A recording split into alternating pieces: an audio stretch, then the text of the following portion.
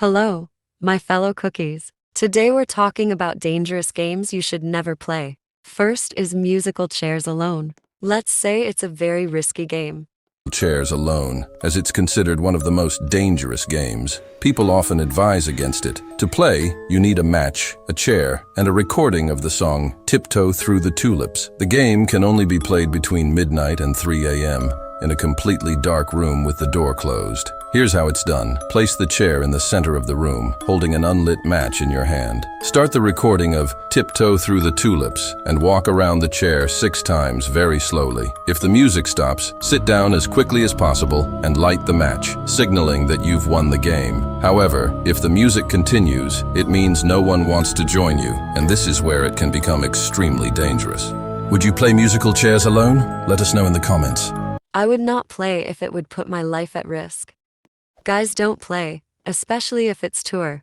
The next game is the man in the fields. Just like the last one, it's risky. Never play the man in the fields. If you win this game, you will be safe financially, physically, and pretty much every single other way for 1 year. You will need a backyard and you must begin after sunset. Light a lantern, go to your backyard, and face the house. Now say, but who will scare the crows away 7 times? If you hear a whisper right after this, the summoning was successful. Get back in your house, close the door, and do not look back. Your job is to close everything and everything that can be opened, like doors, cabinets, or drawers. And you must do this before midnight. If you see a man in your peripheral vision, do not look at him. And whatever you do, do not look into your backyard, because there will be a scarecrow that will hunt you down if you look at it. Now, when you're sure that you closed everything, go to sleep, if you can. If you wake up the next morning, congrats, you won. But if you didn't, you're probably dead. Play at your own risk. What the heck? You have to say, but who will scare the crows away? Oh hell no. I would never say that, especially in a creepy game. Next is the elevator game.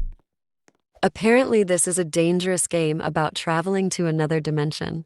Real Life Part 4. This is the elevator game, and it's a creepy paranormal game that allows you to go to another dimension that is extremely disturbing. To begin the game, you need a building with an elevator and at least 10 floors.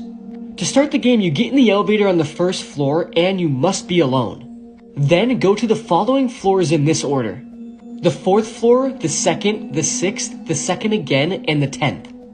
And if somebody gets in while you're doing this, the ritual will not work.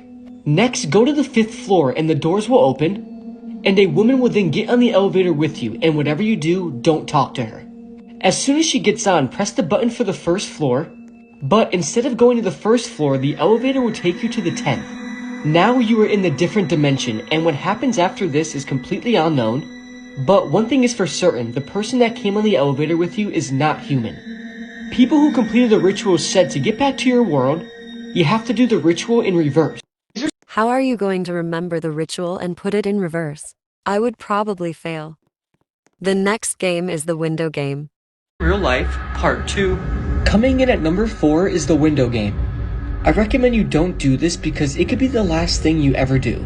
To play the game, you need a window with blinds, and it has to be at night. Also, it has to be the last night of the month. To start the game, you have to stand in front of your open window at midnight, and you're not going to be able to see anything. But mentally, you have to summon a presence. You must focus and take the time you need, and invite it to come. This is how you will get its attention. Once you finish, make sure to close the window properly. Then lay in your bed and turn off the lights. You know you've done it right if after 30 minutes, you start to hear noises and knocking coming from your window. This is where the game begins. This spirit must never know you're awake.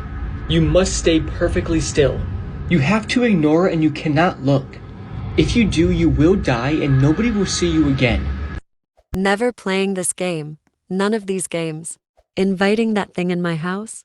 Hell no. I'd probably be dead meat. Last but not least, the cat scratch game. Last but not least, the cat scratch game. Last but not least, the cat scratch game. Last but not least, the cat scratch game. Last but not least, the cat scratch game. Last but not least, the cat scratch game. Oh, oh, oh. Did you like my singing?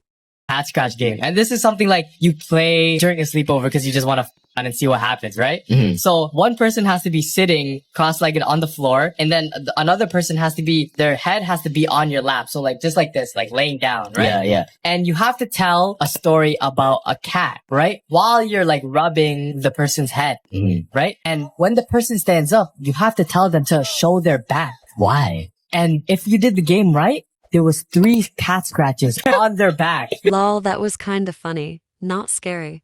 Anyways, bye guys.